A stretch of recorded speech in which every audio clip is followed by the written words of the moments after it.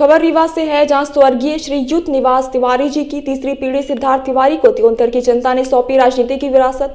विधायक चुने जाने के साथ ही आज सिद्धार्थ का त्योंतर नगर में प्रथम आगमन हुआ है। गर्मजोशी के साथ सिद्धार्थ तिवारी का राज हुआ है और उनका स्वागत किया गया। अभिनंदन, लंबी मेहनत, लगन और सही वक्त पर महत्वपूर्ण निर्णय लेने का आशीर्वाद लिया है।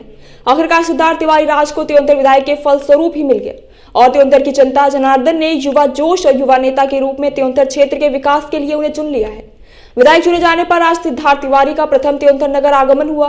त्योंतर नगर में विराजमान न्याय के देवता भैरवनाथ मंदिर पहुंचकर सिद्धार्थ तिवारी ने पूजा अर्चना कर क्षेत्र के विकास और समृद्धि की कामना की है। तत्पश्चात रामलीला मंच से त्योंतर क्षेत्र की जनता जनार्दन द्वारा विधायक के रूप में दिए गए आशीर्वाद का आभार व्यक्त किया और जनता को भरोसा दिलाया कि क्षेत्र के विकास और समस्याओं के निराकरण के लिए वो सदैव तत्पर रहेंगे।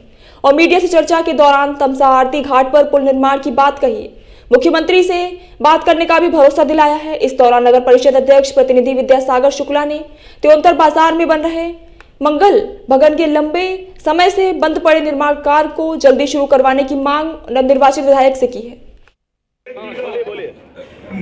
हमारे सामने जो है विधानसभा के नवनिर्वाचित सिद्धार्थ तिवारी जी मौजूद है और पहली बार चुनाव जीतने के बाद आज भैरवनाथ का जो ये मंदिर है, जो त्योंतर के रक्षक माने जाते हैं, आप चुनाव जीतने के बाद त्योंतर विधानसभा के लिए आपकी पहली प्राथमिकता क्या होगी? त्योंतर विधानसभा में हमारी सरकार, शिवराज सिंह चौहान जी की सरकार ने डेवलपमेंट की, विकास की प्यार लगा दी।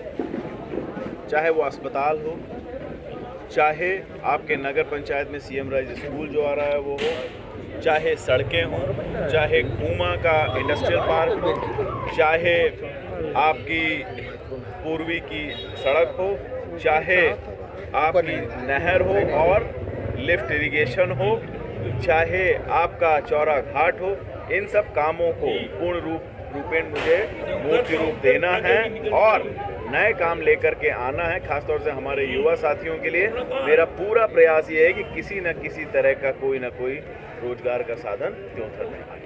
सर एक सवाल और है कि त्योंतर विधानसभा शुरू से ही हार्ड सीट मानी जा रही थी। क्या मानी जा रही थी? बहुत हार्ड सीट मानी जा रही थी रीवा की। हॉट सीट, अच्छा। तो यहाँ पर जो कसमकस की स्थिति थी, जिसको कहते हैं कि एक तरह से बिल्कुल डू और डाई वाली स्थिति थी, यहाँ पे आपने उस सीट को बहुत ही आसानी पूर्वक चुनाव को जीता। उस समय जब चुनाव मैदान में आ पाए तो आपके मन में क्या ऐसा लग रहा था कि? कुछ नहीं लग रहा था, कोई दिक्कत नहीं महसूस हुई।